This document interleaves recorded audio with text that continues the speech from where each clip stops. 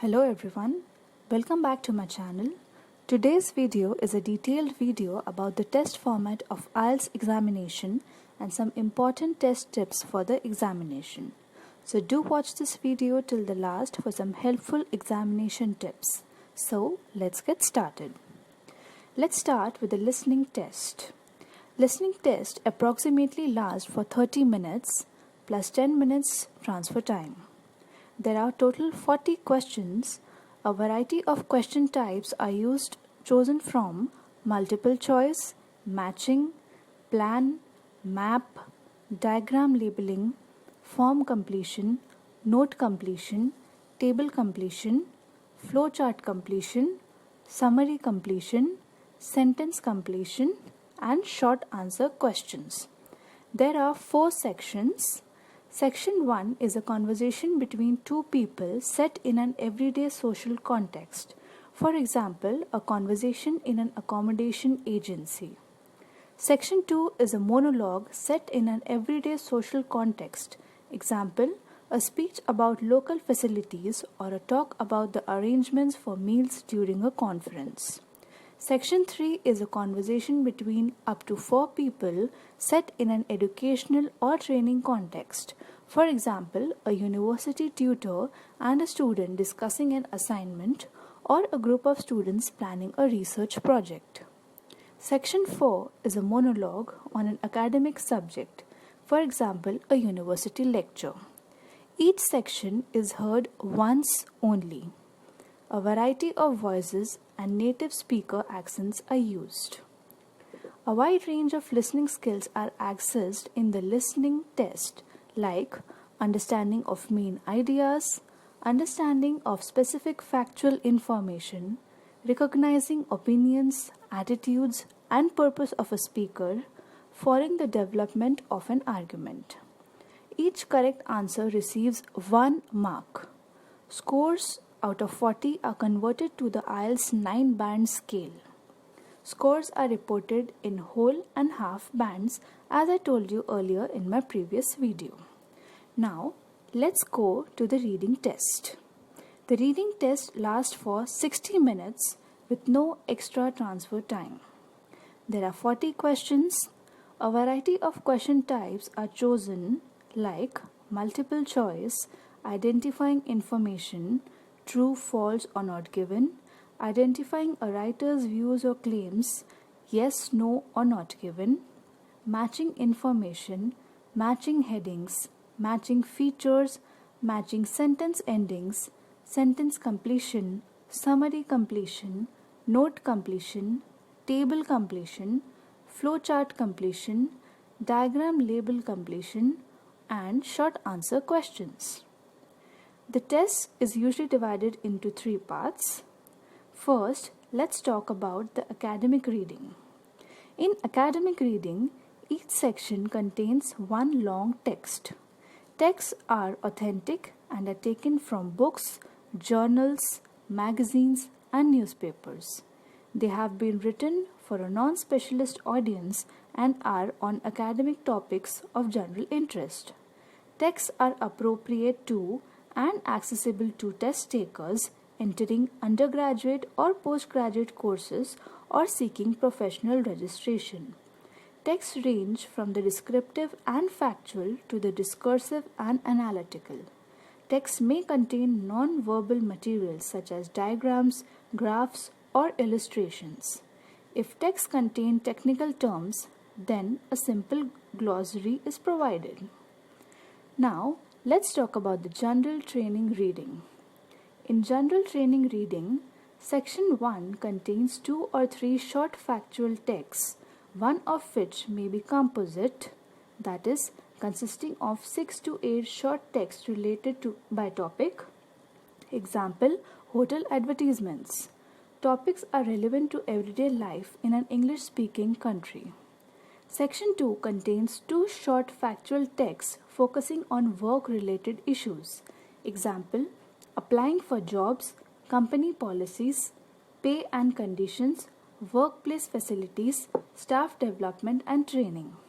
Section 3 contains one longer, one complex text on a topic of general interest. Texts are authentic and are taken from notices, advertisements, company handbooks, official documents, books, magazines, and newspapers. Now, let's see the skills that are exist in the general training reading.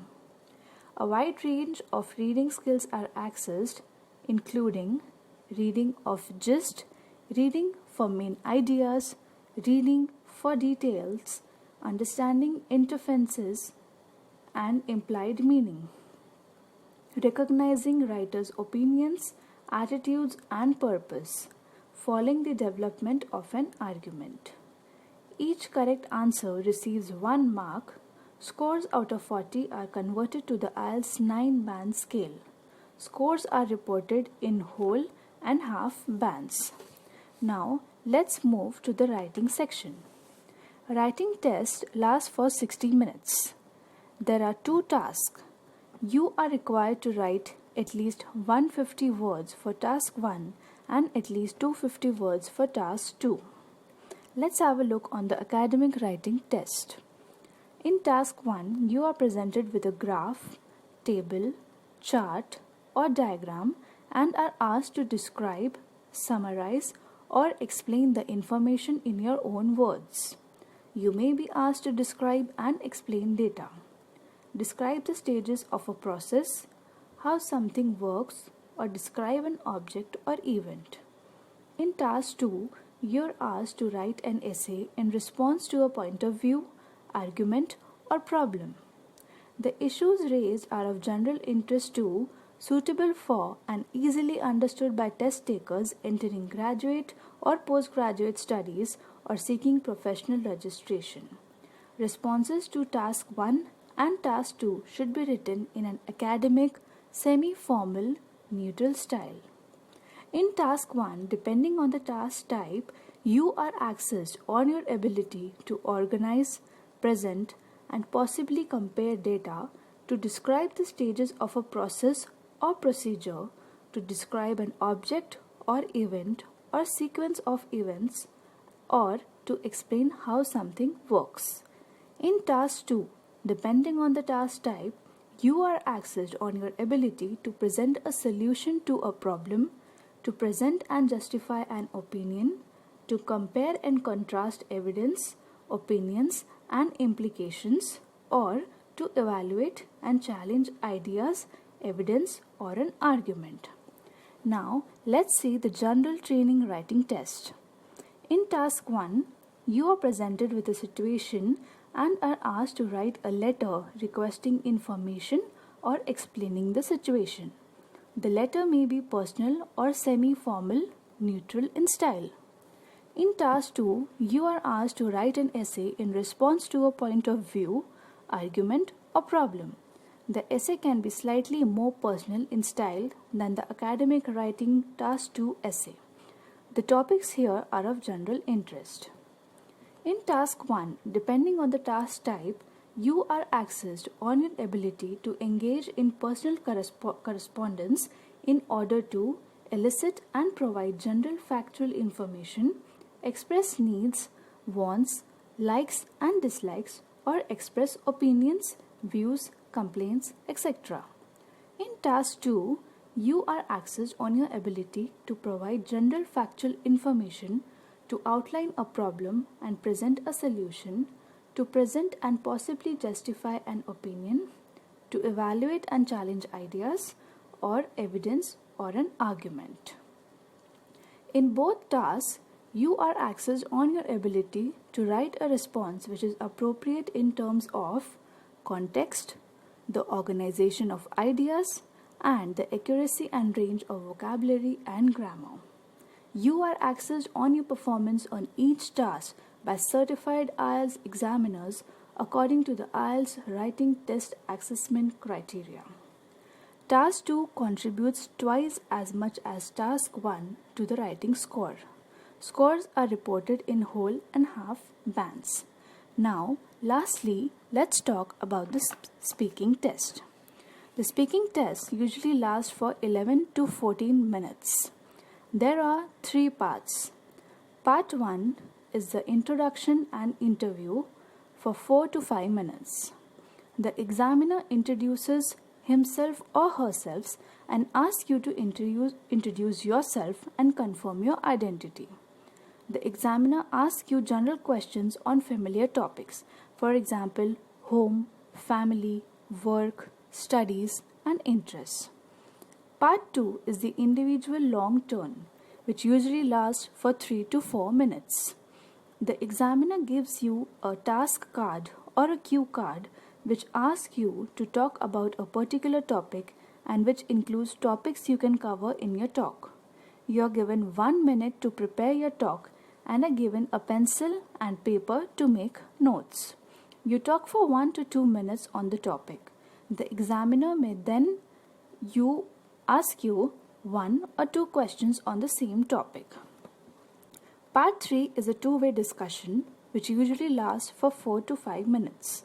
The examiner asks further questions which are connected to the topic of Part 2.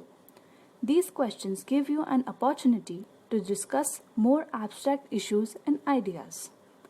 A wide range of speaking skills are accessed, including your ability to communicate opinions and information on everyday topics and common experiences and situations by answering a range of questions, the ability to speak at length on a given topic using appropriate language and organizing ideas coherently, and the ability to express and justify opinions and to analyze, discuss, and speculate about issues.